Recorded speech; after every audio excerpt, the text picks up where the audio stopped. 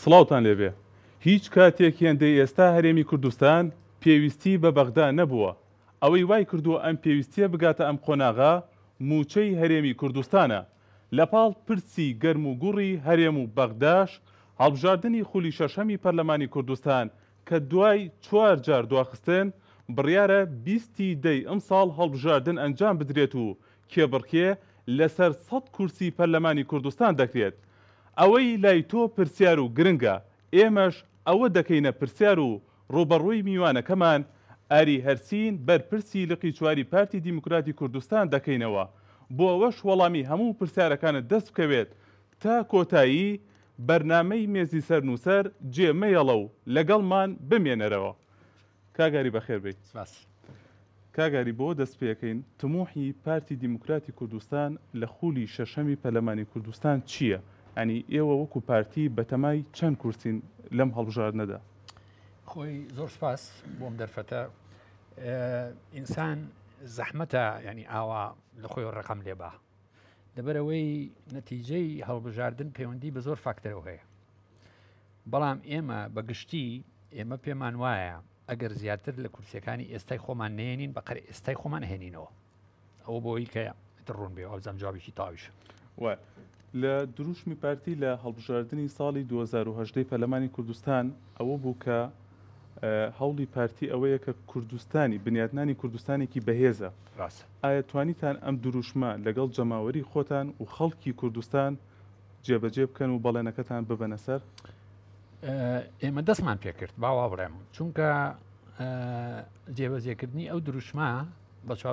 بە 4 ساڵ و 5 ساڵ ناکرێ ئەمە پرۆسێسە وەکو چۆن مەسەلا چاکسازی و لەناوبردننی گەندەڵی بە پرۆسێسەکرێ مەسەن تۆ کێشەیەکی گەندەڵی چارەسەرەکەی مانجێکی تر بەڕووی کێشەیەکی ترەبییتەوە 6 مانگی تر بەڕووی کێشەیەکی تێبییتەوە بۆیە ئەمە بەردەوامە یعنی ئەمە نییە بڵی من بە یەک سحر گەندەڵی لە وڵاتەکەمان نایڵ متەواوی تر بۆ هەتایەتیان نامێنێ ئەمەش بەهێزکردنی کوردستان بە پرۆسێس ئەکرێت بەڵام ئەوەی کە کردومانە کە زۆر گرنگە یعنی من نا حکوومەتی هەرێمی کوردستان و بە تایبەتی جەنابی کاک مەسرور بناغەیەکی باش دانراوە بۆ ئەو کوردستانە بەهێزە ئەلا ئەو ناونیشانەی کە کوردستانی بەهێز ئەگەر ئێمە ئاوا سێریکەین انتخاباتی 2010 بوو ئێستا لە 24 ین ینی ئەم کوردستانی بەهێزە حەزەکەم بەڕاستی ئاوەڕوونیکەینەوە کەی کوردستانی بەهێز ئاوایە پێش 2010 هەرێمی کوردستان خۆی موچەیە ئێستا موچە چۆتە بەغا پێش 2010 هەرێمی کوردستان نەوتی ئەفرۆش ئێستا نوتەکەی ڕاگیراوە پێش ئەو کاتە موچە بەم شێوازە دوان نەئەکەوت لە 90 ڕۆژە یەک موچە دوو موچە وەربگیرێت هێزە ئەمنیەکان ئەمە کوردستانی بەهێزە ئاخر دەتۆ سەیریکە یعنی خەڵک هەندێشت هەیە یا نایبینێ یا ناوی بیبینێ تۆ دەوڵەت نیت دەردی فارزەڵی ئێبتدا بەساکن مهمەوەی ئەو ڕاستیە بزانی کە تۆ دەوڵەت نیت تۆ بەشێکی لە وڵاتێکی فاشیل کە پێڵەن عێراق لە دروستبوونی دەوڵەتی عێراقەوە هەتا ئێستا باەکێک بێت نمونەی فتەیەکم پێ بڵێ ئەم قۆناغەی دەوڵەتی عێراق خەڵکی عێراق تیا حەساونەتەوە و دیموکراسی هەبووە و خەڵک خۆشگوزەران بوون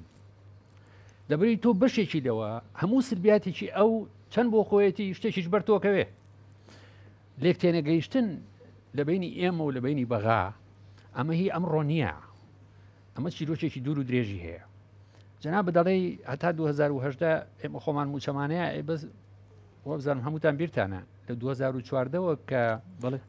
میزانی ئەو قەیرانی دارایی دەستی پێکرد خۆی خۆمان داوامان نەکرد بوو بەڵام من دەتوانم یەکێک لە ئینجاز هەرگرنگەکانی کوردستانی خۆ کوردستانی بەهێزمە بەسمان ئەوە نییە تۆ هەمووی تفەنگچی بێ تۆ لە ڕووی ئابوووریەوە بێ بەهێزبی لە ڕووی کۆمەڵایەتیەوە لە ڕووی سیاسیەوە لە ڕووی پێشکەوتنی سەنایع و ئەمانەوە ڕێگەوبان مەسەلا ئەو کوردستانە بەهێزە بە قەنەعەتی من گرنگترین پایەکەی بریتە لەوەی کە لەم کابینەیە یەک دیناریش قەرز نەکراوە بەعکسەوە قەرزی ژیراوەتەوە ئێوە بەهێزی نییە کابینەکەی پێشژاری پارتی بخۆ کابینە هی پارتی نییە کابینە سەرۆکایەتی بەعرزەکەم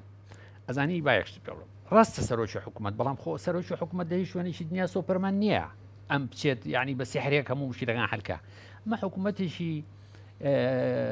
بڵێن ئیتلافیە شتی تیا بۆ گۆڕانی تیا بووە حەسکی تیا بووە زۆر لایانی تریتیا بۆ مەسەلا ئێمە نابێ بڵێن ئەم کابینەی پارتیە چکو ئەو کاتەوە بە کەمبینینی خەڵکی ترا ئێمە بەیەکەوە ئەم وڵاتەمان بردووە بەڕێەوە خراپ بوو بێ بەیەکەوە کردومانە چاکیش بە بەیەکەوە کردومانە زانی بۆ ڕخنەی ئاواگیری کاگاری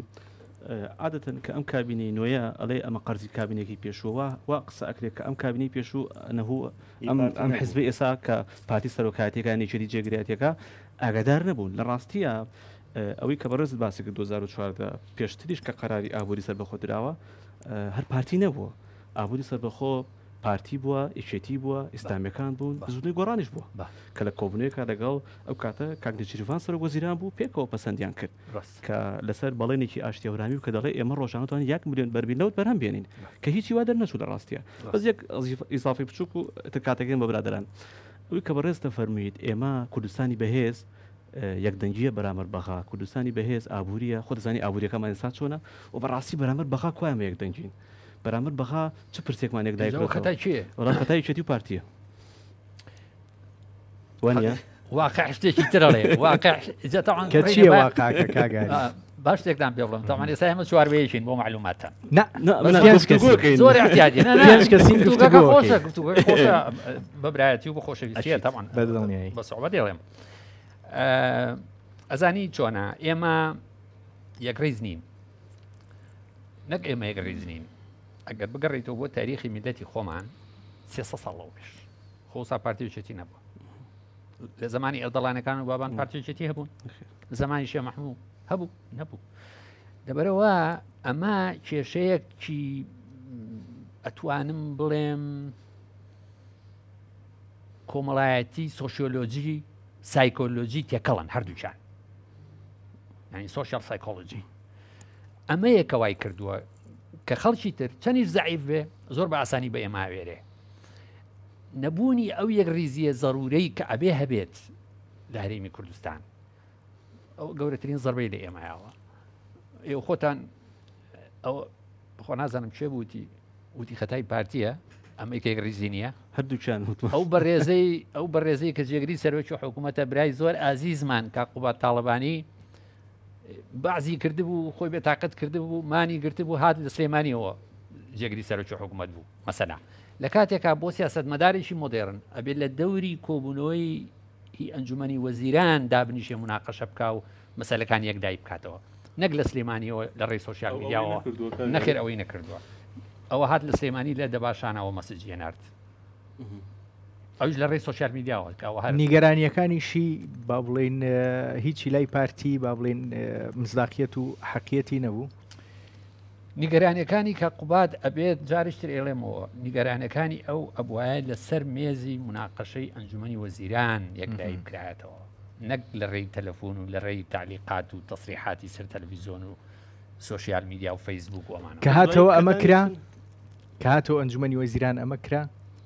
نازانم بڕ لە خۆی پرسە من لە کۆبوونی ئەنجومەنی وەزیران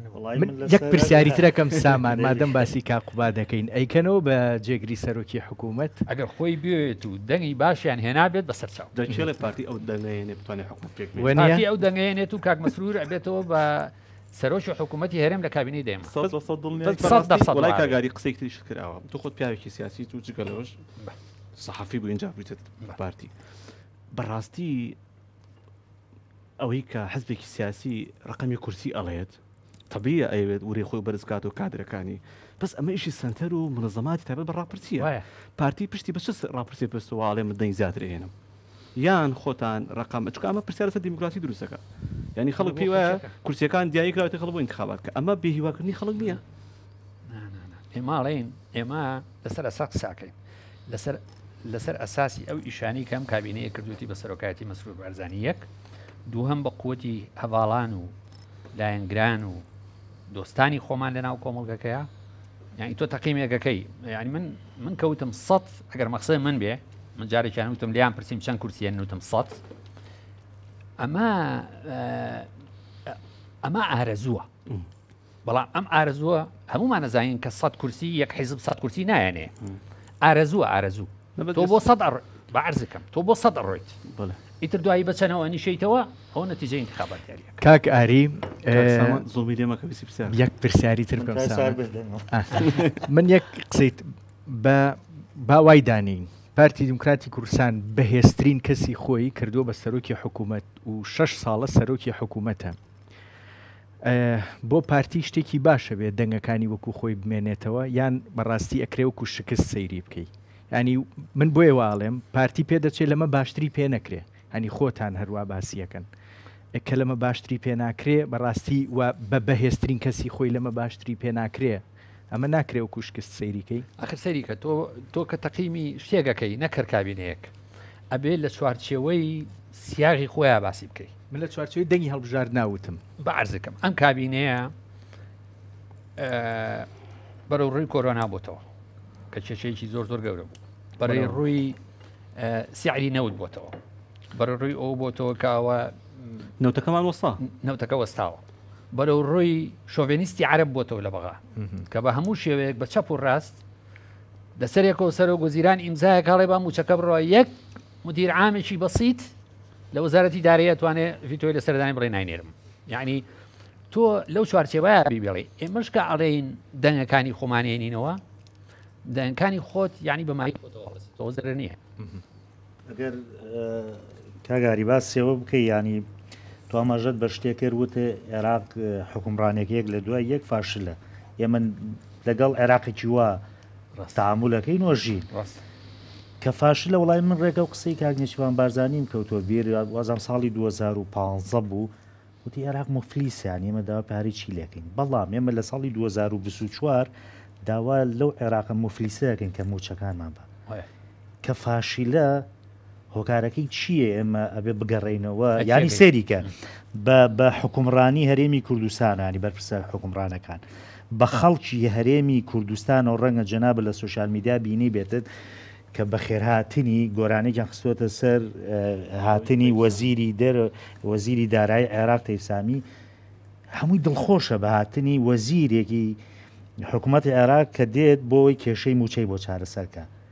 پێم وایە لە کۆبوونەکەیشە کاک مەسعود بە وەفدەکەی وتبوو ینی ئەم قوارەیە گەورە بچووکمەکەنەوە بۆ پێدانی موچەیەک ئەی بۆچی ئێمە گەیشتوین بەم حاڵی ئێستا بەهێزی ئێمە لەکوایە بەرامبەر بەم عێراقە فاشیلە ئەزانی هێزی ئێمە تۆ دیسانەوە ئێڵێم و تۆ دەوڵەت نیت تۆ بەشێکی لە عێراق ینی وەرە بەدیلم بەرێ ینی بڵێ با ئاوا بکەین ئێمە جەنابی سەرۆک بۆ هەڵسوکەوتەکانمان لە 2014 بە دواوەکو دەوڵەتێک مامەڵەمانە کرد و وەفدە سەرۆکی وڵاتانی دنیا ژووی تێکردی ئەو کاتە شەڕی داعش بوو جگە لە پێشمەرگە هیچ هێزێکی تر لە عێراقا واتە بەکارە هێڵێن بەکارهاتن نییە تۆ ئەمە ینی کوالسیۆنە ینی بڵێن تۆ هاوپەیمانی یەگریت هەر یەکەی مەسلحەتێکی هەیە ئەمریکا مەسلحەتی خۆی هەیە بەریتانیا هی خۆی تۆهی خۆتت هەیە ئەوە جیهایە بەڵام یعنی مەبەستم ئەوەیە بڵێم وەرە تۆ سەیری خۆتکە تۆ میلەتێکی بێدەوڵەتی لە چوارچێوەی عێراقا بەم ڕۆژگارە پێ دەڵێن تۆ عێراقیت باش ئەگەر تۆ عێراقیت ئەبێ حەقی وەکو خەڵکی بەسرە و ئەنبار و بەغاو ئەمانە بێ ئەگەریش بە عێراقیمان نازەندە وازمان لێبێنن ئێمە ڕیفراندۆمێکمان کرد ئیعلانی دەوڵەتمان نەکرد یەک پرسیاری بەسیطمان خسە ساحەی گفتوگۆ یەک پرسیانی وتمان تۆ خەڵکی کورد خەڵکی سلێمانی خەڵکی دۆ خەڵکی زاکۆ خەڵکی هەڵەبجە خۆت بە عێراقیە زانی یا بە کوردستانی یەک پرسیاری بەسیط باشە چیان پێ نەکردی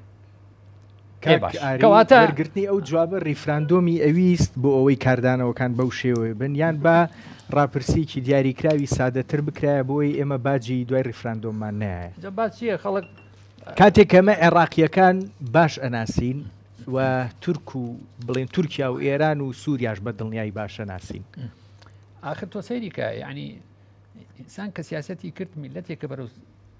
بەرەو خۆرچ و بەرەو سەربەخۆیی چوو ئەبێ کۆمەڵی ڕیسکەیە بیکە ینی مجازەفات شتەکە بەسەر سینی بۆ نان لە ماڵەوە بۆ دانە بڵێن فەرمونۆشی جانیکە بۆچی پێویستی بە ڕێفراندۆم بوو لەبەرەوەی ئەمە مۆزوعێکی لە ڕووی قانونی دووەلیەوە ئەڵەمهانەك لۆکاڵ لە ڕووی قانونی دووەلیەوە ئەمە بۆعدێکی قانونی هەیە ئەگەر سەری پرۆتۆکۆڵەکانی هینی ئومەی متحیدە بکەیتایەتی بە ئاشکرا بۆی تۆ پێویستە بە پارچە کاغەزێکی ڕسمی هەیە کە بڵی کاکە من پرسم بە میلەتەکەم کرد ئاوا جوابیان نامەوە هێشتا کارتە ئێستاش کارتە سیارەکەم وەرنەگیر کاگاریوە ینی من باسم لە موچە کرد ینی قوارێکی گەورەی وا بۆ بچووکرێتەوە لە پێناو چاوەڕوانکردنی دابشکردنی موچەیە لەلاەن عێراق تۆ ڕەنگە باسی ئەم حاڵەتت کرد مۆزوعی بەدەوڵەت بوون و ئەم دۆخی کە دروست بوو دوای ڕیفراندۆمەکە بەڵام هەرێمی کوردستان بای ئەوە داهاتی نەوت و ناوخۆی هەبوو کە موچە بدا بە سەربەرزی چاوەڕێی موچەی بەغانەکە ینی تۆ واز لە بەرپسایەتەکەت بێنە هاوڕای لەگەڵ ئەم بۆچوونەی من وەکو هاوڵاتی جەمەرێمی ئەزانی ئێساش ئەو هەموو تانکەرە بە قاچاق خەبرێ ئەفرۆشێ داهاتەکەی کەس نازانێت کەس نازانە بۆ کوێچێ داهاتی ناخۆی سلێمانی و هەولێر و دووەگەش کەس نازانێت چەنە ئێوە نیە کە قووا دەڵێن سایتێکی دروست کردو پێڵێ ساردی شەفافیت هەموو شتێکی تایە ئەوە ئاواتی شەخجەناب احترافی پێ ناکە بەکە لە بەرنامی زوو ئەڵێ بەس خۆی ئەزانێت کەواتە پێ بڵێن شەفافیتەکەی کاتبات شخصی نا بەجددی ینی بۆچی گەشتین بەم دۆخ ئەزانی ببوورێت سامان ئا باسی نوتێکی با تێنەپەڕێ ئەگە پرسیارەکەی ئەوم بیرەچێتەوە باشە دەی من دوای لێ باش ئەزانی چییە ئەوەی تۆ ئێڵی کاکە سامان ئەوە کاتێک دروستە تەم بیرکردنەوەکە منطقیە و پرسیارەکەش منطقیە ئەوە کاتێک دروستە کە تۆ باس لە سیستەمێک بکەیت کە داهاتی گشتی وڵاتەکە هینی هەموو سەرچاوەکان ئەگەڕێتەوە ناو قاسەیەکە پێڵە وەزارەتی دارایی بەڵام ئەم برادەرانە خوا سەلامەتیان کەوە یاخوا ئامر درێژ بن ئەمانەی ئێرە هی سلێمانی ئەو داهاتیان هەتا ماوەیەکی زۆر ئەسڵەن نەگنە نردوو بە هەولێر هەر پێشیان نەوتن چەنە معناوەیە تۆ بەشێک لە داهاتی ئەم وڵاتە لای تۆ وەکو حکوومەتی هەرێمی کوردستان نادیارە خۆ هەموو باسیەکەن ینی ئەخۆ کاک ئاوات پارتی نییە وەزیری دارایی ئەو بڕۆن دەی پرسن ئەوە کێشەکەیە ئەی بۆ لێیان قوبوڵەکەن کاگاری چیان لێ بکەین ئەوان شەریکی ڕاستەقینەی ئەوە نین لەناو حکوومەتە چیان لێ بکەین بەس کاگاری وڵای پرسیارەکە باوکەین خۆ بەڕاستی هەرم سنوورش نییە لە حاجۆمەرانی ئەو تەنکەرانە هەیە پرسیارەکە ئەمەیە نا باسی ئەوە ناکەین ئێمە پرسیارەکەی مشتێک نا پرسیارەکەی سامانەوە نەبوو ئەو وتی ئەو داهاتیرم باشە جۆ بکرێت ئەزانی کاکە ئەو وتی بەداهاتی ناوخۆ بەو نەوتەی کە بڵێن فرۆشتومانە ئەتوانرا موچە بدرێ و نەکەویت ئەم دۆخێستا سەورەکەم باسی جارانەکە لە بێ ساوان ئەم برادەرانە بەداخەولەوەی کەم تەرخەم خۆی بەڕاستی ئیچێتی و پارتی لەوایە زۆر ئاسانێکتری تۆمەتبارەکەن بەڵام بەڕاستی ئێوە شەریکن لە حکوومەت لە هەموو شتێکە اتفاقی استراتیژیتانی ڕاستی ساهموتان ئەڵێن و خۆی جێبەجێ ناکرێ بەڵام دیقەتی شتێک بین ئەی ئەوکەی حکوومەتە ئاگە لە داهاتی محافظەی خۆی نەبێت ئەگەر حکوومەتێک نەزانێت محافظەکەی داهاتەکەی بۆچی ناڵێ بەزم حکوومەتی هەولێر دووەکەم کە بەڕاستی ئەبێ قسەتان هەبێ ئەزانی کاگاری ئەچێتیش بیانی هەیە ئەڵێ لێوێش هەمان شتە نابێت کەسان بیانوی تر بێڵن لە کۆتای خەڵک داهاتەکەی دیار نیە من ئەزانم هەموو جارێ وەزاری دارایی خۆی ئەمە ئەڵێ با من داهاتی ناوخۆکێت پێ بڵم ئەڵێت داهاتی ناوخۆی محافظەکانی هەرێم ئەوی داهاتی کاچێتە وەزاری دارایی چکە داهاتێکی ناچێتە لای ئەوان ئەڵێ وەزاری سامان شتەکان ئاگەیلێتی 320 میلیارە مانگانە ئەم 320 میلیارە زایدن ئەو داهاتی نەوتە کە ئەژانسەنەی دەوڵەتەکان ئەڵێن ڕۆژانە 400,000 بەمی نەوت بەڵام لەبەرەوەی کە جەنابەت فەرموود ئێمە دەوڵەت نین ناتوانین دایرێکت نەوت فرۆشین بەدەستی دوو ئەیەن یعنی ئەگەر لە بازاری جیهانی بە 80 دلار بێ ئەمانێن بە 20 هەم نەوتەکە بە تاڵانە فرۆشتیانی بە پارێک زۆ کەم کە بەڕاستی شایستی ئەو نییە هەم داهاتەکەشی ناچێتە جیفانی حکوومەت کە حەسب هەندێک معلوماتی من 34 هەفتە بەر لە ئێستا وەزارەتی نەوتی عێراق بە کتابێک داوە لە هەرێم کردووە ئەبێ پێمان بڵێن ئەو داهاتی نەوتەمان بۆ بژێڕنەوە کە ئیفرۆشن چکاوە ئاشکرایە ئێمەش بە کتابێ داوا بکەین لە وەزارەتی نەوتی عێراق بڵێن ئەو نەوتی کە لە بەسرەت ئەوی تەفروت و ناکرێ و بۆ چوە چێوچەی فرۆشێ بۆ داوای لێ ناکەن جامێقمان چێ بەسەرەوە ئێمە هەرمیشی فیدراڵین بەڵام جارێ با ئەو دووسێنەتەی کە باس یەکەم ئیتیفاقی استراتیژی لە بینی ئێمە ویشەتیان نەماوە ئەو یەک دووهەم ئەو شەراکەتەی کە جەنابەت باسیەکەی یەکێتی نیشتیمانی کوردستان و هەندێک لایەنی تر لە ڕابردووە ئەگەر سەرکەوتنێک هەبووە ئەوان یەکەم کەس بوون کە شەریک بوون لەگەڵمان هەرچی کەم و کوڕێکیش لە وڵاتەیە هەبووە هەمووی خەتای پارتی دیموکراتی کوردستان بۆ وەکوان بە حیاتیان لە حکوومەتانە بووبن بڕۆ سەیری کە بزانانی یەکگرتو کۆمەڵ چۆن قساکە وەکوی بە حیاتیان وەزیریان نەبوو بێ لەناو حکوومەتە وەکو ئەوەی هیچ کەسیان بۆ خانەنشین نەکرابێ وەکو ئەوەی حیمایەکانیان معاش لە حکوومەتی هەرێم وەرنەگرن هەتا هەندێکیان ئەو خانوانی کە تیاژی ئەمە مصیبەتەکە ئەوەیە ئیرهابێکی فکری لەم دی و دێگەڵەوە لە ئارادا هەبووە کە بە قەنەعەتی من ئێستا وردە وردە بەرەو کاڵچوونەوە بێ لەبەی خەڵک عاقڵە و شت دەبینێ لە شت تێگە ویستویانە تیان بگەین بەردێ لە ئاسمان کەوتە خوارەوە خەتای پارتیە باران نەباری ئەوە خەتای پارتیە ئەگەر باران زۆر باری و لافاو هات ئەوش خەتای پارتیە دەرەجەی حرارەت بوو بە ناقص 20 خەتای پارتیە دەرەجە بوو بە 50 ئەوش خەتای پارتیە ئەمە ئەم جۆرە بیرکردنەوەی توایەک لە ئەم جۆرە بیرکردنەوەیە ئەمە ئوسلوبێکی پۆپۆلیستیە بۆ هەڵخەڵەتانی خەڵکی کوردستان ئەوەی سێهەم کەوتێ ئەجا حکوومەتێک داهاتی خۆی نەزانێ ئەوە چه حکوومەتێکە با من باسی دیفاکتۆیەکە بۆ بکەم باش ئێمە دیفاکتۆیەکمان هەیە کە یەکێتی نیشتیمانی کوردستان کە وەکو تۆوت ئەبێ شەریک بێ لەگەڵمان لە حکوومەتا بەڵام ئەو خۆی لێ بەبەرێکە ئەگە جۆ لە تەسریحاتەکانی مەسئولینی یەکێتی بگری وەکو ئەوان ئۆپۆزیسیۆن بنوایە وەکوی لە حکوومەتان نەبن ینی هەمووی خەتای ئێمەیە بەڵام یەشێتی نیشتیمانی کوردستان بەس حیزبێکی مەدەنی سیاسی نییە یەشێتی نیشتیمانی کوردستان ساحبی هێزی عسکەریە ساحبی کۆماندۆیە ساحبی ئاسایشە بەرگری فریاکەوتنە یەکەی هەفتایە ئەمە دیفاکتۆیەکی لە هەرێمی کوردستان دروست کردووە کە یعنی ئەستەمە باش نەیبینین یعنی بە چاویشی کراوە بیبینین ئەویش بریتە لەم دی و دێگەڵەوە یەشێتی نیشتیمانی کوردستان بەرپرسیاری یەکەمە لە بژێوی ژیانی خەڵک و لە ئەمنیەت و لە هەموو شتێک یعنی لەم منتیقەیە بێ جا من بە مۆڵەتی برادران یەک پرسیارەکەم کاک ئاری بۆی ئەمە چارەسەر ببێ یەکێتی ئەڵێ من هەولێرە گرمەوە دەست پارتیش چاوی لەوێ سلێمانی بگرێت کێمەشیواماوتوە ئەیتر مەسئولێکی پارتیم پێ بڵێ شتی وایوت یەکدانە بڵێ فڵان کەس وایوت دەی بۆ ئەوەی ئەمە چارەسەر ببێت چاوتان لەوەیە لە سلێمانی ببنەوە بە هێزی یەکەم یان ڕاستیەکەی یەکێتی ئەکرێ گونجاوتر بێت چاوی لەوە بێ هەولێر بگرێتەوە دەست ئەمە یەک دوو بۆ مەسلەی ئیرهابی فکری پێت وایە لەم دی و دێگەڵەوە قودرەتی تێگەیشتنی خەڵک ئەوەنە ئاسان بێ ئەو مەسلەی ئیرهابی فکری بە ئاسانی بەسەریا تێپەڕێیان خۆی توانای بڕیاردانی لەو بارەوە نەبێ لەوەی دووەم و دەست پێەکەم ئەوەی بڵێن ئیرهابی فکرێکە من تەشیدم ئێوە تۆ جامی منێ نەوە خەی ناگەڵی کاگڕنج بڕە جا حەزەکەی لێم پرسەر لە ئیرهابی فکرێکەوە دەست پێەکەم ئێوە طبعا هەر چوارتان سحوفی بەهرەدارن و صاحب تەجروبەن ئێوە قسە بەناوبانکەکەی هی گۆبڵس وەزیری ئەعلامی هێتلەر ئەوتان بیستووە ئەوەنە درۆبکە هەتا خەڵکی درۆکەی لێ بێ بەڕاست ئەمە مێتۆدێکی سایکۆلۆجیە بۆ سلێمانیش ڕاستە ئەگەر بۆ ئەڵمانیا ڕاست بوو بێ بۆ هەموو پێشکەوتنی خۆی و کە لە دەفەی لە سوفی عالم کاکە حوتی ئەڵمانیا ئاینشتاین ئەڵمانی بووە مەسەلا ئەگەر بۆ ئەوان ڕاست بێ ئیتر بۆ کۆمەڵگەیەکی وەکو ئێمە متەواضع بۆ ئێمە چۆن ڕاست نابێ ئەمە یعنی هەڵخەڵەتانی خەڵک بە خیتاباتی پۆپولیستی و درۆ ئەوە بووە کە بەڕای من ئێسا وردە خەریکە ئەوە کەمە بێتەوە مەسلەی هێزی یەکەم ئێمە زارێ من سێرم لێ یەکێتی ئەڵێ من هەولێرە گرمەوە هەولێرە دەست چی ئەگرێتەوە لە دەست کێ لە چی وەرەگرێتەوە لە خەڵکی هەولێر محافظی هەولێر خەڵکی هەولێرە یعنی ئەم یەشێ لە سلێمانیەکە بە محافظی هەولێر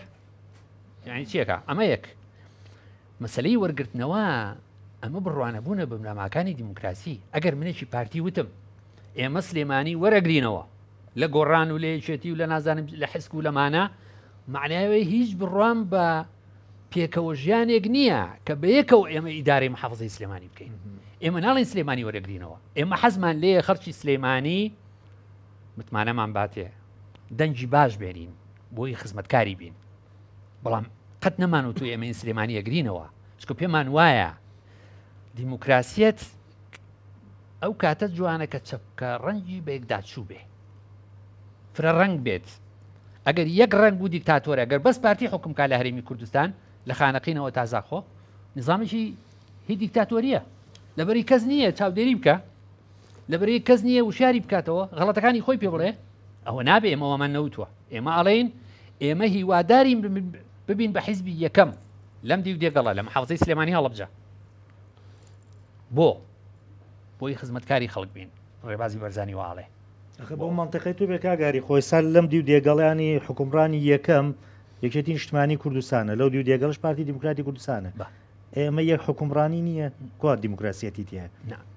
بەخر وایە ئەزانین بۆ ئەگە تۆ کاگاری سێکە بۆ نمونە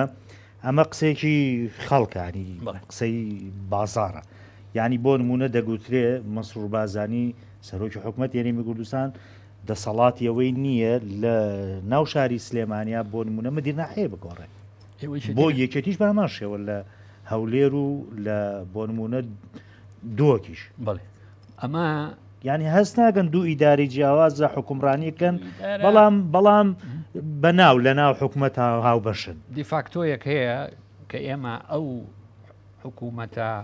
یعنی یەکگرتووە لە هەرێمی کوردستانە وەکو پێویست نییە من باسم کرد وتم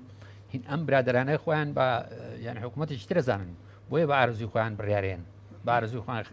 خەڵک تاعینەکەن بە ئارزوی خۆیان خەڵک دەرەکەن ئەو وەزعی سەری وەزعی بڵێن ئەمنی سلێمانی کە بزانە چۆنە یەشێتی نیشتیمانی کوردستان بەرپرسیارە لەم وەزعی کە هاتوۆتە پێشۆ نەگەیمە ئێمە پێمان وایە ئەو وتارەی یەکێتی زیاتر لە حملەی انتخاباتە لەبەر ئەوەیە ئەنا دوای انتخابات هەردوو حزبەکە بە یەکەوە دانشن و حکومەت تەشکیلەکەن پێم وایە زۆر گرنگ نییە بە نسبەت خەڵکەوە من داتایەکم لە کاگاری بۆی بینەرانی شەر بیزانن بەڕێز وت پارتی ئەگەر 45 کورسی زیاتر نێنێ 45 کورسەکەی خۆمانەهێنینەوە سەرەتای بەرنامەکەوات لە هەڵبژاردننی پەرلەمانی کوردستان پارتی دیموکراتی کوردستان توانوێتی 680,070 دەنگ بێنێ لە هەڵبژاردننی پەرلەمانی 2010 بەڵام لە هەڵبژاردننی 2021 این پەرلەمانی عێراق لەسەر ئاستی هەرسێ محافەزەکە پارتی 579,000 دەنگێناوە واتە زیاتر لە 100,000 دەنگ پارتی کەمی کردووە وایە ئەمە ینی ئامارەکە دقیقە و کۆمیسیۆن خۆیەتی ینی لە نێوان 3 ساڵات پارتی دیموکراتی کوردستان زیاتر لە 100,000 دەنگ کەمی کردووە 3 ساڵی کابینە بەهێزەکەی پێتان وایە چۆن پێتان وایە 45 کورسی هێنەوە ئەزانی هۆکاری ئەوە چییە لەبەرەوەی خەڵک ئەوەی بە پەرۆشە کە نوێنەری بچێتە پەرلەمانی کوردستان لەوانەیە ئەومە بە پەرۆش نەبێت کە نوێنەری بچێتە پەرلەمانی عێراق لەبری بە چاوی خۆیە بینێ شۆڤێنیستی عەرەب چۆن معاملە لەگەڵ کورداکە ئەوە ناومێدیەکی شەخسی تاکە کەسیەکانن کاڵێ جا من بۆ خەڵک بنێرم بۆ پەرلەمان بۆ بەغا ئەم هەموو پەرلەمانتاری کورد لێ بوون ئایا توانیوێنە چی بگۆڕن لە ئاست ئەو زۆڵ مزۆرەی کە لە هەرێمی کوردستانە کرێ لەلایەن شۆڤێنیستی عەرەبەوە ئەوەیە تێڕوانی خەڵکایی ئێوە ژوایە چۆن تێڕوانینی خەڵکایی ئێوە ژوایە بە قەنەعەتی من یعنی تۆ خۆ پرسیارەکە لەم لە پرسی ئەو قەنەعەتی منە من جوابی پرسیارەکەی تۆم نایە توخوا بە دوای گلەینەکە بڵێت ئەم پارتیانە ڕاکە وڵا هەر لەسەر کورسیانە خۆی کورسێکش نەماوی جای ماقماچێ بەسەر یەقەینا چۆن سامان ئێوە هەڵبژاردن نەکرێت لەبەر ئەو یەکێک لە هۆکارەکان ئەو 11 کورسی دوودان لە ساڵی شێتی نیشتیمانی کوردستان نێهێشتووە هەڵبژاردن کرێ ئێستا تۆڵی خەتای پارتیە بەدون ئێوە تعدد نەکرێت فەرموو کاکێ من وەڵامەکە یام و بەس بە پێچ و پەنای کاگاری من چاچی وەڵامی برادرانە ئەوی منیش تقریبەن دەستکەوت ئێمە باسیەوەت کرد مۆزوعی لیستی موچە باشە هەر بەڕاستی ئێمە بۆ گرەی لە عێراق بکەین بۆچی بیان و بێمە دەستەوە بە نمونە ئێمە بە زووم بەدەچوونی ورد ماکرۆ لەسەر و لیسانی کە هەرێم پارانە بۆ هەرێم هاتووە بڕاوکە لە مانگی 6 و 7 مانگی 6 و 5 ببوورە زیاتر هەموو مانگە زیاتر لە 1 تریلیۆن دینار پارە هاتو بۆ هەرێم لە کاتێکە هەرێم پێویستی بە 900 ڕقەمەکە گۆڕێ بە 920 بەسیە تا بۆ موچە باشە جا ئیجازەم بە کە بۆ ئەمە نەچووە هەرێم دوای تریلیۆن زیاتری کرد باشە 1 تریلیۆن دوایی عێراق نردێتی بە لیستی موچە عێراقڵی کاکە لیستی موچی بۆ منی هێناوە 920 یا 30 شتێکی وایە کەمترە لەمی داوات کردووە ئەو 100 ملیارەت چی لێکردوە موچە نانێرم تا 100 بۆ ساق نەکەیتەوە هەرێم بیان وایە بەدەستەوە هەرێمی کوردستان ئەو تا یەکێتی پارتی خۆیان لێن بەشێک لە خانشینان و هێزەمنەکان بایۆمەتریان نییە تاپەنکێشیان و دروست بووە خاڵێکی ئەمە خاڵێ خاڵێکی دیکە ئەم خەلەلێکە بم باس کردی اینجا عێراق بە هەرێمەڵێ ئەبێت تۆ لەو 320 میلیارە لانی کەم لە سایە پنجایم بۆ بنێری کاواتە ئەبێت لە مانگانە 320 میلیارەکە دابەشەکەی باشە کە کاتە 160 میلیار وا بزانم تقریبا هەرێم لە بدایەتی ئەم ساڵ تا ئێستا 220 میلیاری ناردۆ بۆ عێراق کە ناکاتە داهاتی دوو مانگش کەمترە هەرێم ئەم هەموو بیانیاوە بەدەستەوە خۆ مۆزۆی ئەوەی کە ئێمە ئەڵێن عێراق حەزی پێمان نییە خۆشی ناوێن ئەو بەلایەک بەس ئێمە بۆ بیان بن بەدەستەوە بەڕاستی کە ڕەنگە ئەم پرسیاری من کە ئاراسی بەڕاستیەکەم ئەوە نییە کە جەناب وەزیری دارایی بیت و یان سەرۆک وەزیرانی بەڵام بەڕاستی ئەو حزبەی کە زۆربەی کورسیەکانی پەرلەمانی کوردستانی هەبووە وەزیری باشی هەبووە سەر وەزیران لەو بووە لە حزبەکەی بەڕێستە بۆ ئەم پرسیاران ئاراستان نەناحتیادی ئەو پرسیارەکەی من بوو چی بوو پرسیارەکەی منەوە بوو ئێمە بۆ بیانووی بەدەستەوە بەڵێ بۆ تۆ شەڕە کرد ئێمە بۆ بیانووی بەدەستەوە ئەی بەڕێز دەڵێ عێراق شۆڤێنی وامان پێکە نەخێوان نیە ئێمە بیانووین بەدەستەوە دەبا ئێمە بە بیرکاری ڕزانی بەڵێ تامانەمە فێمینیستەکان زۆر لە ئەوروپا باسی ماکە سعاد 11 شەوە لە ئامستردام ئافرەتێک تەنورێتی کورتی لە بەرایە بەڵێ ئەچێ بۆ لە ماڵی گێتەوە چێ بۆ ماڵی خۆی لەڕێ پیاوێکی گرێ و تەعادای لێکە زۆر بەخراپی دوای چن بۆ مەحکەمە محامی ئەو کابرایی کە بڵێن تەعادای کردووە لە ئافرەتەکە این ئەڵێ بە حاکمەکاڵی قوربانجان موەکیلەکەی من هیچ تاوانێکی نییە خەتای ئەم ئافرەتەیە کە تەنووری کورتی لەبەر کردووە سەریکە سەری ئەم تەبریرە لە سوید ها نەک لە سعودیە لە هۆڵەندا لە فەڕەنسا لە ئەڵمانیا لەمانە معنای ئەوەیە ئەو مەحامیە بەڕاست بە نانڕاستە خۆ بە حاکمەڵێت حەقە ئازادیەکانی ئافرەت زۆر بەرتەسب بکرێتەوە بە ئارزوی خۆی جل لەبەر نەکە بۆی وای لێ نەکە ناڵێ پیاوەکەت ڕەندەیە مسەیتەر نەبووە بەسەر خۆیە کاگاری خراپی لیستی موچە ئازادیە چێتە خانی ئازادیە نە بە عەرزکەم ئەوەی کە ئەمەڵێ مبەڕێر نین بەدەسەوە مبەڕێری چیمان ناو بەدەسەوە داوای هەرچیەکیان کردووە هەمویانی من وەزیری داراییم خۆشەوتر بەڵام ئەوەی من ئاگادارم داوای هەرچیەکیان لێ کردوین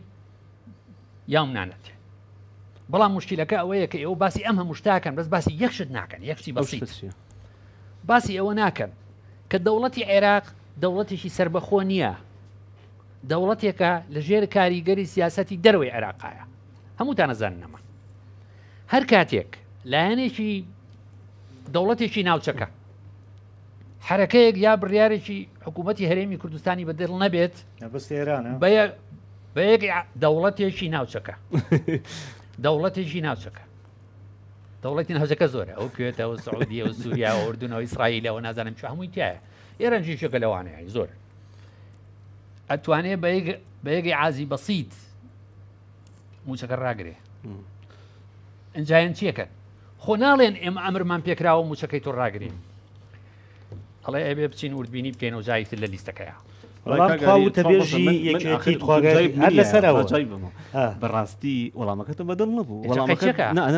وەڵامەکە خۆ شەرت نییە تۆ وەڵامی منێ معدەل بەدڵ بێت تۆ سەحوفیت ئیجازە بە کە ئەڵەم بەدڵم نەبوو چییە نمونونەکەت بوو وەڵامەکەی من نابێت بۆ نابێت نابێت لەبەری تۆ بیانوم بێ بەدەستەوە کێ داین دوشتی زۆر جیاوازی تۆ لیستی موچە ڕقم 6 داوا لێکە تو هەشتی ئیتێ ئەڵێ بۆ شەشەکەم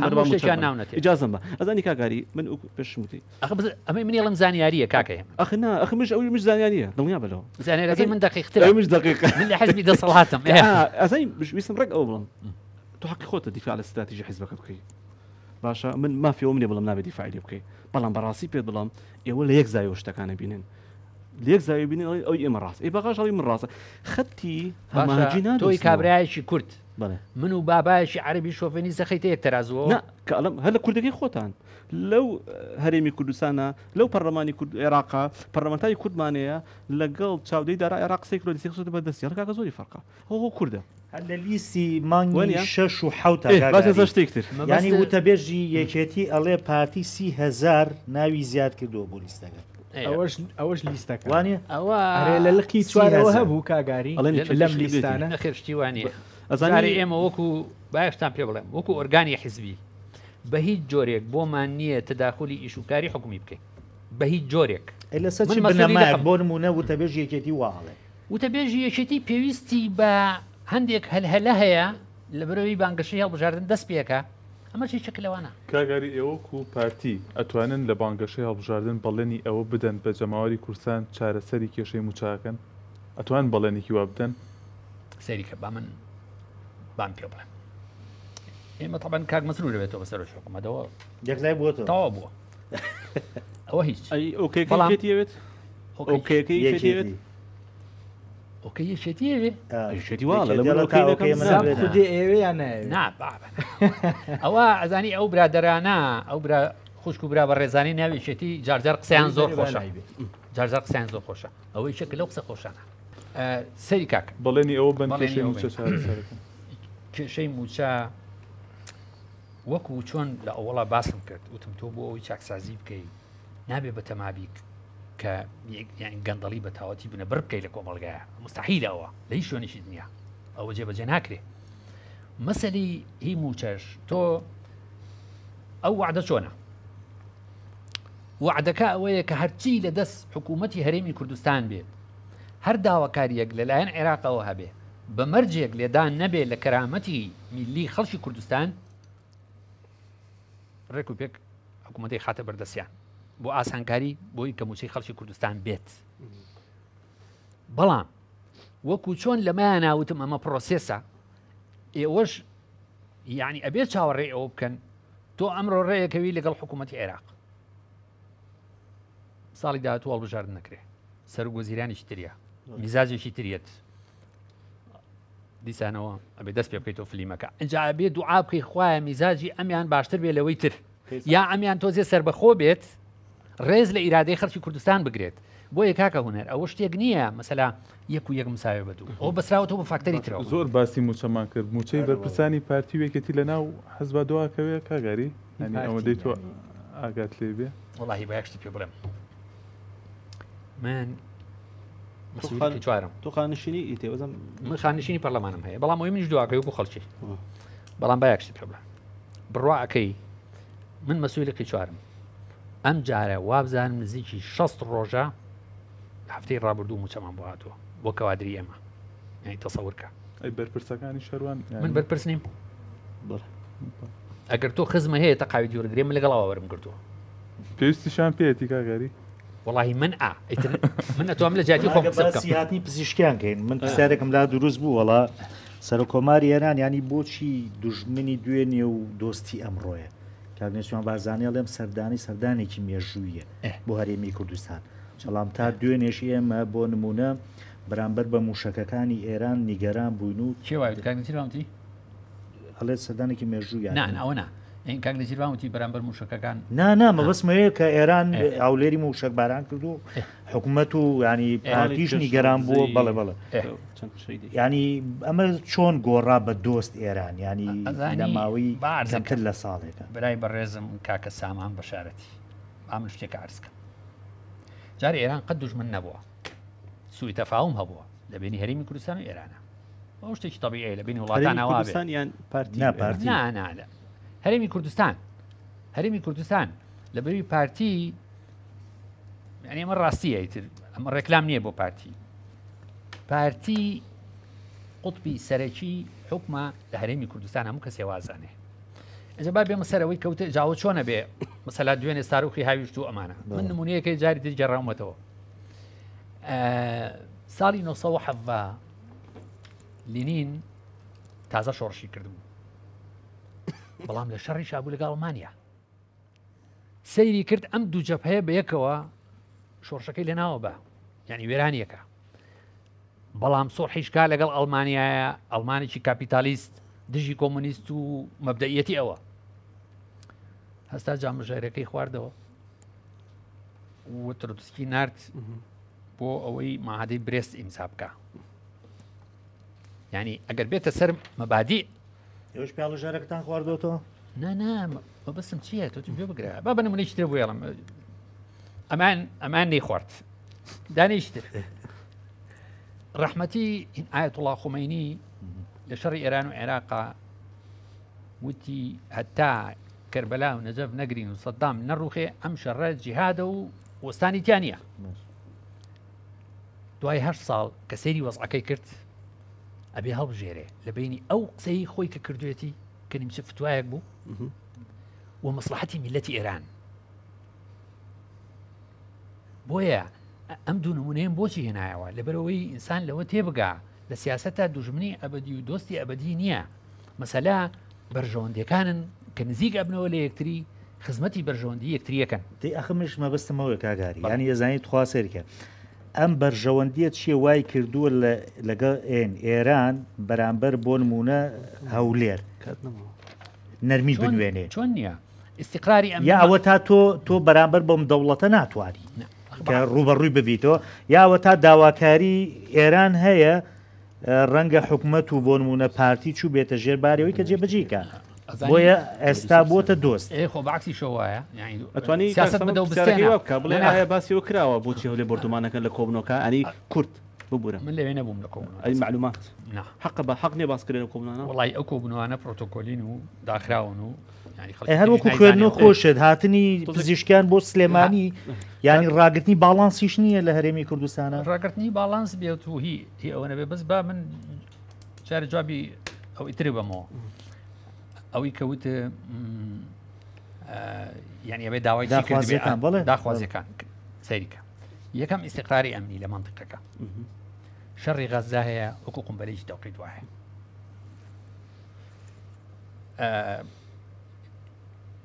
ئیسرائیل و ئێران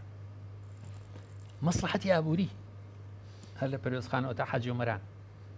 ئەمانە هەمووی بەیەکەوە پاکێجێکن کەواکە ئێران مەجای سەریەشەی تری نییە لە منطقەکە ناتوانێت لە بین نرخیتیمە ناتوەتە خوارەوە لە بەری وەزعی بڵێن ئابووری بەخۆی ئەم حەساری کە لە سەرێتی ناخۆشی کردووە ژیان لە ئێران ئەبێ ئەو دەرگایانەی کە هەن لیان بدات و بیان کاتەوە یەشێک نزیکترین دەرگا کە لەیدا و کرد و دەرگاکەی بەسەرا کراوەتەوە هەرێمی کوردستان کاگاری پرۆژەی تورکیا بەگشتی هەم لە عێراق هەم بە تایبەت بۆ نمونە لە کەرکووک لە ڕێی بلۆکی شیعیەوە ئەوەی کە تۆ ئەڵەی وڵاتێکی ناوچەکە ئەتوانێت زۆر جار بیان جوڵێنێ بەردەوام شکستی پێێنرێت لە کەرکووک شکستیان هێنا لە پرۆسی سیاسی عێراقیشە هەلبوسیانەگەر لەگەڵ بوو بێسە لەگەڵ یانانیە نزیکە لە ئێرانەوە ئەم سەردانەی ئێران مادەم بۆ جۆرێک لە ئیستقرار و نیازپاکیە پێشببینی ئەکرێت جێپی تورکیا لە هەرێمی کوردستان لاواز بکە من بۆ ئەڵم جێپی تورکیا ڕاستیەکەی جێپی تورکیا لە هەرێمی کوردستان واقعیتر دیارە بەراورد بە جێپی ئێران خۆ ئێزانی چییە ئەو باڵانسە ئەنج ئەبێ ئێستا لە نتاقی سیاست لە هەرێمی کوردستان و عێراق بچینە دەرێ سێ ڕسمە گەورەکە بکەی ڕاگررتنی باڵانس لە بینی هێزی ئێران و هێزی تورکیا یەکێکە لە فاکتەرە هەرە سەرچەکانی ئیستقرار لە منطقەکەیە چونکە ئەگەر بینی ئەم دوانە تێک بچێ معناوێ نەک ئیستقراری هینی ئەمنی ناڵێن بە تایبەتی هی ئابووریش بۆیە هەم ئێران هەم تورکیا وەکو دوو دراوسێ وەکو دوو زلهێزی منطقەکە بەڕاستی بڕواناکەم ئەبێ و باڵانسە ڕاگرین ئێمە لە ڕووی تەواجودی سەربازیەوە بوونی سەربازی هی تورکیا و هی ئێران لە هەرێمی کوردستان باڵانسمان ڕاگرتووە یان پێدەچێت لایەنێکمان نیگەران کرد بێ بەرامبەر بە خۆمان نەخێر بە قەناعەتی من ڕامان گرتووە زۆر باش لە بین ئێرانیش و لە بینی تورکیاش کاگاری مۆزوعی بۆرتمانەکانی تورکیا ینی ڕۆژانە دەیان هاوڵاتی خێزان زەرمەند دەبن ینی نیگەرانی زۆرەیە لەو بارەیەوە تا ئێستا پارتی و حکوومەتی هێرێم نیگەرانەکانیان گەیاندووە بە حکوومەتی تورکیا ئەزانی دەبارەوەی کە هاوڵاتی زەرمەند بێ زۆر باسیەوەمان کردووە زۆر باسیەوەمان کردووە مەسەلەکە چییە؟ یعنی ئەو نیڵێ دارێکە بەدەست هەردوو سەریاگرێ لە سەرێکەوە تۆپەکەکە هەیە ئەو هەموو منطقەیە هەیە لە کوردستانی تورکیا فیشێکی تیا ناتەقێنێت یەتە قوڵایی هەرێمی کوردستانە و جێشی تورکیش بەدوایەت ئەمە یەک ئەمە لایەشێتی لاکەی تری دەوڵەتی تورکیا بە حەقی خۆی زانێت ئەڵێ من بۆ پاراستنی ئەمنیەتی سنوورەکانی خۆم حەقی خۆمە کە ئەو پێڵی تەرۆریست تەوان حەقی خۆمە من ڕاوی خەڵکی تەرۆریست بکەم وەکو چۆن ئیسرائیلی ژواڵێ ئەجا ئێمە شوکو میلەتێکی بێدەوڵەت تۆ دەوڵەت نیت مەسعود محەممەد خوا ئەفریکا لە شوێنێکە زۆر قسێکی جوانی هەیە ئەڵێ بۆ ئەوەی کە مەزبەتەی گۆشت حرامکردن بنووسرێتەوە ئەنی گۆشت خواردن حرام بێ لە دارستان مهم ئەوە نییە کەروێشکی ئیمزایکە دەبێت کەروێش خۆی گۆشتخۆر نییە مهم وەیە شێر و پڵنگ و گورگی ئیمزایکەن میلەتانی بێدەوڵەت وەکو ئێمە لە ناو یاریە گەورەکەی سیاسەتانین هەمووتان ئەوازانن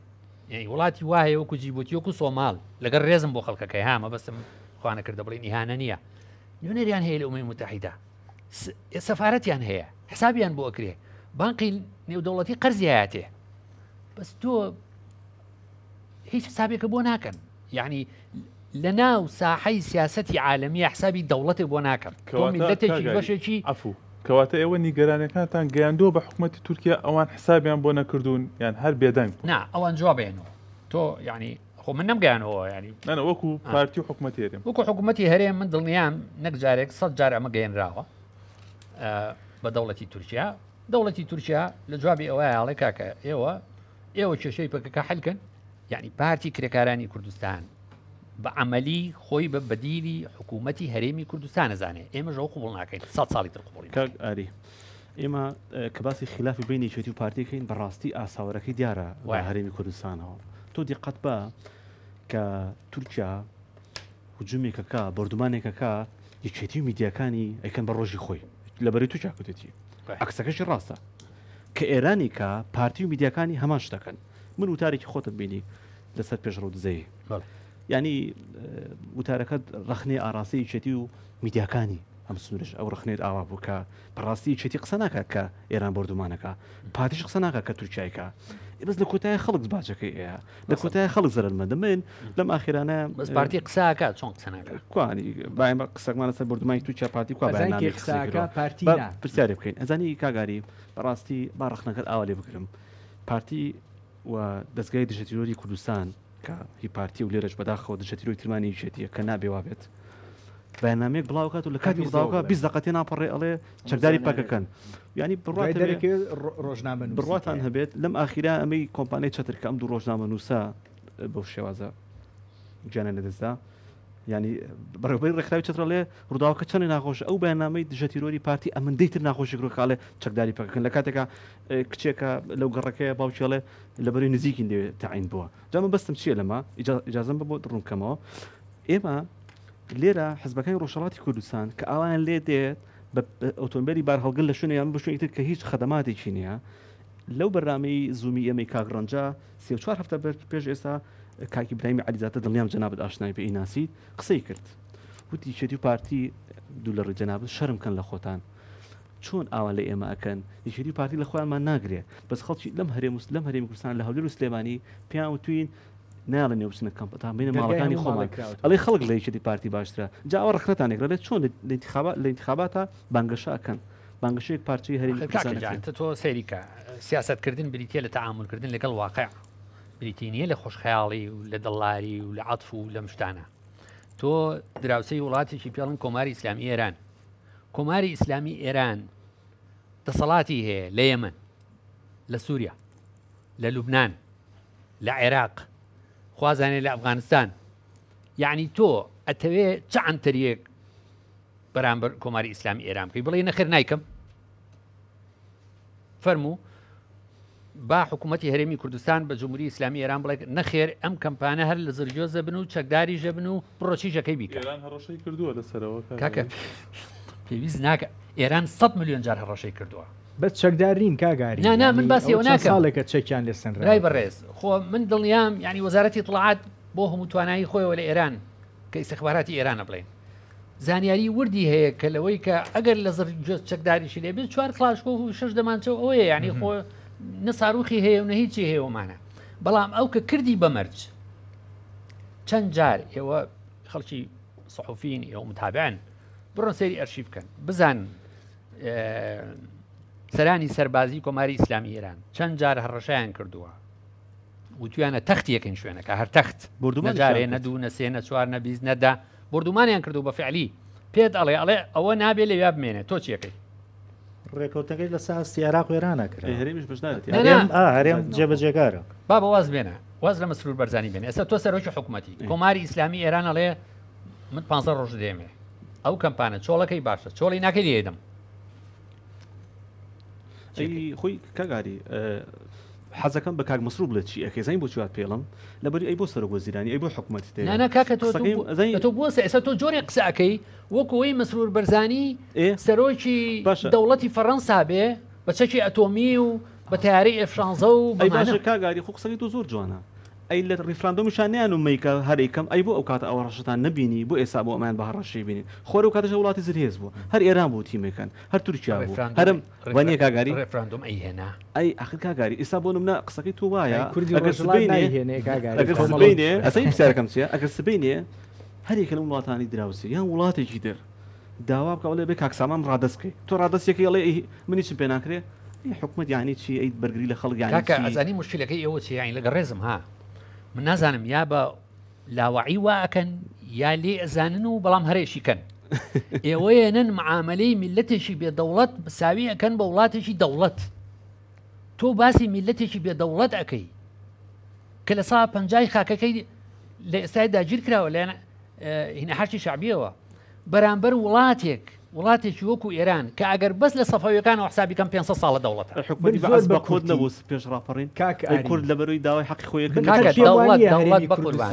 لە جەناب تێگەم کاگاریم پێم وانی هەرێمی کوردستان بەرامبەر بە تورکیاش و بە ئێرانیش بێکارت بێ هیچی لە دەست نەیەت نەتوانێت هیچ بکە بەڕاستی دوو کارتمان پیشان ببزین لەو کارتانە کاگاری پرسایەک زۆر ئاسان ئێستا بۆ پارتیویش لێ ناگەڕین خەڵک خۆپشاندان کە دژی ئەو هێرشانە لێ ناگەڕێن نایڵن خۆی چێتی پارتی نێو خەڵکە لەبەرەوەی سیاسیەن ئێمە لە سەرمانەکەوێ وەنیە ئێوە نەخۆتان هیچەکە نێڵن خەڵکش بیکە یعنی ئاساییە خەڵک خۆپشاندانەکە مزارەکە گرنگ مزاری کرد ئەو جێشی تورکیای تر هەمووی کشێتەوە بەس گرنگ نییە ئەخر تۆ کاکەمە پارەسیتۆڵێکی نیو پارەسیتۆڵە نەک پارەسیتۆڵ ئەمەی تۆ باسیەکەی برای بەڕێز من باسی واقعی سیاسی ئەەکەم ئەزیزم تو جۆ بگرە باشە من نمونەیەکە بێنمەوە خەڵک مزارە بکە باش خەڵک مزارە بکات دژی تورکیا لە خانەقینەوە تا زاخۆ باش ئەو برنج و ڕۆن و دۆشاوی تەماتە و بنێشت و شەکر و هەموو ئەمانی کە تۆ بەکاریێنی زۆربەی هەر زۆری لە ڕیبراهیم خەلیلەوە یا بە کارگۆ بە تارەیە دیا لەوەیە سبینێ پێ هەر ئەمانەی کە ئێستا ئاڵێن هەر ئەمانی کە ئێساڵێن با خەڵک مزارە بکە ئەگەر دە ڕۆژ حدود دابخات ئەو تورکیایە من بەدیلی ئەوم پێ نەبێ کاک ئاری بە حیاتی ڕیفراندۆمم ناکرد ئەگەر بەدیلی ئەوم پێ نەبێ ڕیفراندۆم جیابوو کاتمان کەمە کاگاری من دوو پرسیایتریش ماوەخوا ببوور هەردووشی هەر بۆ خۆتە ئەو کاتی کە دەست لە کات کێشاوە لە پارتی دموکراتی کوردستان من ڕاگەینەوەکەی تۆم بینی یان نووسینەکە کە لە سوشال میدیا دادنامە لە فیسبوک من لێرە نەهاتووم بۆ پرسیاری شخصی من لێرە نەهاتووم بۆ پرسیاری شخصی بۆ پرسیاری شخصی من ماڵم لە سیتەکە ئەتوانی بێ یەک چای خۆشت دێمێ هەرچی پرسیاری شخصیم هەیە لێم بکە نانە جۆ بگرە هەرچی پرسیاری شخصیم هەیە لێم بکە من جواب بدەم نا لە چاچوی پارتیایە چکە قسەکەی تۆ هەرچی پرسیاری شخصیم هەیە لێم بکە جواب بدەم ئێرە مێزی مناقەشەی سیاسیە بەخوام ئەڵێم تۆ نۆوەی ئۆکێ لەسەر گۆردوبانەکان وڵاکە هەری من خۆم بەرنمەیەکم لەسەری کرد ینی تا چەنێ تۆش هاوڕای لەسەر ئەو بۆچوونانی کە هەیە ینی دەوترێ ئەم هێرشە درۆنیانە بە چاوساخی ینی خەڵکەکرێ کاگاری بەرپرسی ینی کۆمپانیای چەترەڵێ ئەڵێ پاراستنە ئەم پاراستن لە هەولێراتۆ بڵێ بڵێ ئەم ئافرین پاراستن بەڕاستی هەر بژیت یعنی پاراستن کەواتە هەموو سلێمانی لەژێر کۆنتڕۆلی پاراستن هەیە چونکە لە ماوەت بەڵێ یعنی ڕێم هەموو شار باژێر لە چەمچەماڵ لە قەراخ لە ناو شاری سلێمانی لە شارە زور ئافرین پاراستن بەڕاستی ئێستا معجیبم بە پاراستن ئەگەر پاراستن توانی بێتی ئەم تۆڕەی هەبێ لە منتیقەیە کەواتە وەسعی دەستگای زانیاری زۆر خراپە لەبەرەوەی پاراستن کۆنتڕۆڵی تاوی ئەم دیدێگەڵی کردووە هەر بژیت لایک کاگاری منە گەڕێمەوە بۆ پەیوەندەکانی نێوان پارتی بۆ ئیشی خیاوە لایکی بۆکەی نەنا ئەڵێم ئەگەر توانی بێتی بەس ئەگە بڵێ ئەگە توانی بێتی نابێ بیکە ئەوە نیە ئەگەر توانی بێتی ئەمە کاریکاتێرە کاکە جەم پاراستنی چی شتیچی ئەوکەیشی پاراستنە کاگاری زۆر سوپاس کامان دەبوویت زۆر سواز وڵی من باەکشت بڵێم تا من ئەمە یەکەم من زۆر ئێوازانم من مقابلەی تەلەڤیزیۆنی زۆر کردووە بەڵام ئەم شێوەیە ئەم ڕەسەتەیە ئەعلامیە بۆ من یەکەم جار بوو لە هەرێمی کوردستان تامەشتیا ببینم و زۆریش خۆش بوو یعنی هەم چاوپێکەوتن بوو بۆ من هەم جۆرێک لە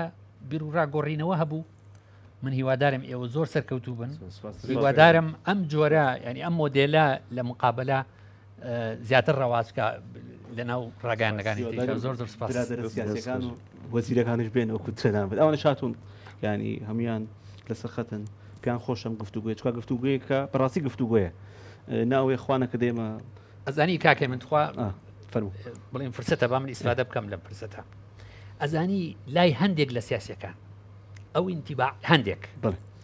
لای هەندێک لە سیاسەکان ئەو ئینتیباع دروست بووە کە بابای سەحوفی ڕقی لە هەرێمی کوردستانە خواخوایکی حکوومەت بڕوخێ وەکو حزبێکی ئۆپۆزیسیۆن بڵێن تەسەڕوفەکات اینجا ئەمە پێویستە من ئەزانم وانە لەوانەیە هەنێ سەحوفی هەبن وابن ئێوە خۆشتان دەزانن بەڵام ئەم مەجلیسەوانە بوو زانی پرسیار شخصێکی من چی بوو وتی تۆ بگەڕم بۆ پارتی بۆ پۆز ناگەڕێمەوە کاکە من وتم وەرە بۆ ماڵەوە بۆ سیتەک سپاس کاگاری تۆ کۆتایی پێبێنە بەرنامەی مێزی سەرنووسەر پێشکەش کرا تا بەرنامەیەکی دیکە خواتان لەگەڵ